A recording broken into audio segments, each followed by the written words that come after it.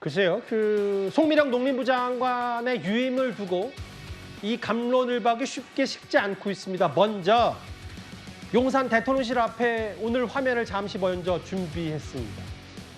오늘 본격적인 무더위가 시작되고 폭염 속에서 몇몇 농민단체들이 송미령 장관 유임을 철회하라 시위를 벌이고 있는데 윤기찬 부위원장님, 조금씩 저 농민단체들의 목소리가 좀 커지는 모양새입니까?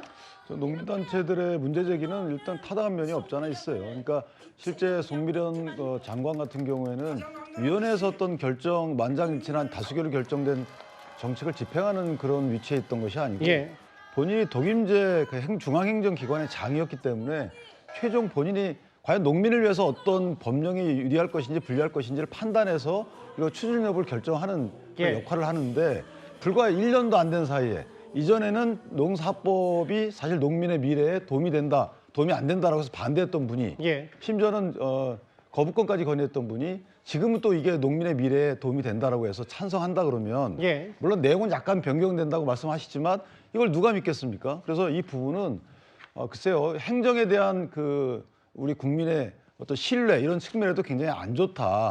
그래서 저는 개인적으로 송미령, 그러니까 지금 청문회도 못 하잖아요. 유임이기 때문에. 청문회 없이 그냥 유임이 되는 그런 거예요. 상황이라서 이 부분은 대통령께서 좀 고민을 많이 해야 되는 부분이 있어요. 농민단체가 사실 그 해당 정책에 대한 수혜자 내지 직접적인 이해관계자인데 농민단체들마저 저런 말씀 하신다면 저분을 좀 심각히 고려해야 되지 않나 이런 생각을 합니다.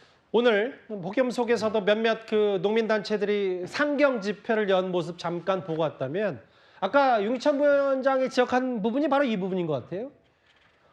윤석열 정부 3년 가까이 양곡법 절대 반대했던 송미령 장관이 이제 여건이 됐다는 표현을 오늘 쓴 것 같아요.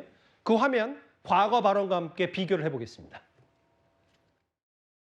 법 자체가 제일 수준이다. 이게 정말 우리 농업의 정말 미래를 망치는 법이에요. 제가 농방법 이런 식으로 표현하는 것에 대해서 절실함의 표현이 좀 거친 표현으로 된 것에 대해서는 사과 말씀을 드린다.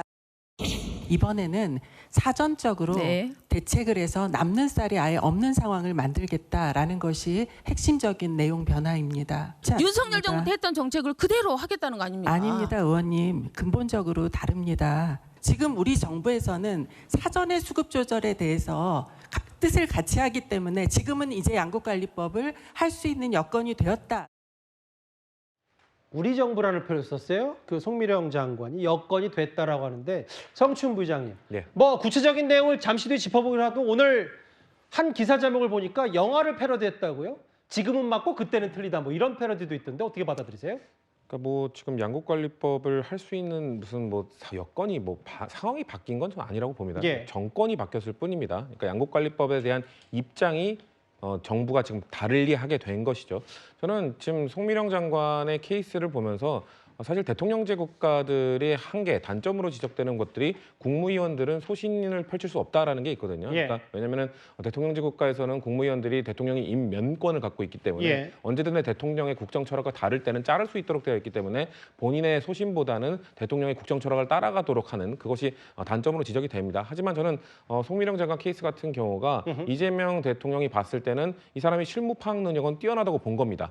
근데 본인의 소신, 양곡관리법과 를 비롯한 농업정책 관련 소신을 굽히고 이재명 대통령이 하고자 하는 그런 정책들을 본인이 갖고 있는 파악하고 있는 뛰어난 업무 파악 능력을 바탕으로 할 의지가 있는지 확인을 해봤을 겁니다. 그거에 대해서 송미령 장관은 오케이를 했던 것이고요. 내가 다른 의견을 갖고 있습니다만 나의 능력을 갖고 나의 업무 파악 능력을 갖고 대통령이 원하는 그 업무 추진을 내가 해보겠다라고 의지를 표명한 것이기 때문에 저는 지금 농민들이 지금 반대하고 있는 것도 과거에 윤석열 정부 때 똑같습니다. 윤석열 대통령의 국정 철학을 그대로 실행하는 것이 국무위원회 역할이기 때문에 그거 과거에 했던 행위에 대해서 지금 농민들은 반대하신 거거든요. 그렇기 때문에 농민들은 지금 아마 이 이재명 대통령의 국정 철학에 맞춰서 지금 다른 행보를 보인다면은 수긍하고 넘어갈 수 있지 않을까라고 좀 시간을 가져보면 된다라고 생각합니다. 그러니까 성춘 부장 말씀 중에 이런 게 있어요. 그러니까 이게 아예 예전 거가 지금은 여건이 달라졌다는 게 아니라 송미령 장관 말 중에 절충안이라는 게 있다. 과거 양곡관리법 개정안